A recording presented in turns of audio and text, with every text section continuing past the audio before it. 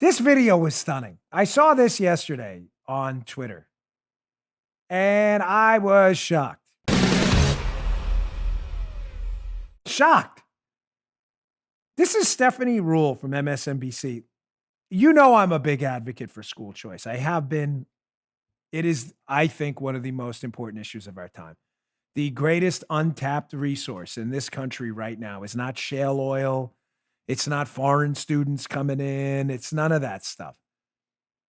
The greatest untapped resource in our country is the human capital, the human intellectual capability being lost because we are not educating minority, white, Asian, other students, everyone in struggling communities with crap schools.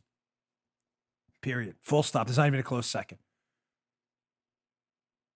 The brain power being wasted, the lives being destroyed in these inner city communities where these kids' schools are garbage, flaming garbage, is a disgrace to humankind. It is one of the most, I get into this, by the way, in my interview with Kira Davis, which you're going to really appreciate. She has a fascinating point I don't want to give up here. A fascinating point I haven't heard made about school choice before. About networks. Listen to it. Her explanation's phenomenal. I didn't even consider that. I had only considered the education point, you know? You have to go to a crap school, you're not going to get educated. I hadn't even considered some of the other stuff she brings up.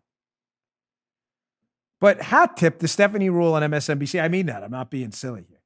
For finally calling out hack Randy Weingarten, this teachers union advocate, who doesn't really give a crap about kids at all. She just wants kids. She wants kids basically to stay in struggling schools. And Stephanie Ruhle's just not having it today.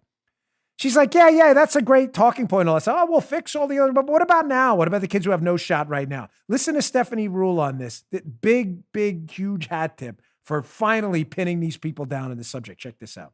The Department of Education has got a $200 billion budget. Stephanie. It's not underfunded, and we know that there are kids living in cities in this country where those schools aren't serving them. And if you live in an inner city and you've got kids, your best chance of economic mobility for your child is through a great education. Absolutely. And there are schools that aren't serving our kids. And those schools need to be fixed like we did in New York City. And they're not going to get fixed today. And if I had a kid today, which I do, I have children today in school, and they went to a public school that wasn't serving their needs, and I was in a position where I could send them elsewhere. Shouldn't we say we want that choice? Wow. Good job. Listen, we may disagree on a lot, but, I'm willing to put disagreements aside on other issues to give you a serious round of applause for doing that. And folks, may say, well, don't celebrate MSNBC. They're conspiracy theory hacks. They are. And a lot of what they do is just grotesque. But folks, we don't want to be like liberals.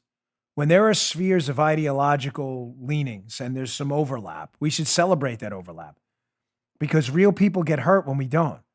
For me to say, screw her, she's on MSNBC, that was stupid, is asinine because there are real kids suffering right now. She makes a fantastic point. Randy Weingarten just wants more money for schools because that's all she cares about is money for the union she's advocating for. She doesn't care about teachers. She doesn't care about anything. But Stephanie Ruhle's like, well, what about kids right now who are in schools that suck? Like, do they get a choice? No, they don't get a choice. We'll eventually fix them with more money for the teachers' unions I represent. More money later down the road. When we see our spheres overlapping, we should link shields and move forward because there are real lives at stake and it matters. And I'm not above, below, or anywhere else praising any liberal who's willing to join us in that fight. I don't know Stephanie, never met her in my life. I don't even think I used to do MSNBC. I don't recall ever meeting her. But we need more of this. And I applaud any Democrat, liberal, or anyone, environmentalist, I don't care, who comes out and speaks up on behalf of these inner city kids who have no shot in an education. They deserve it. They deserve all of our support. You just heard Dan Bongino.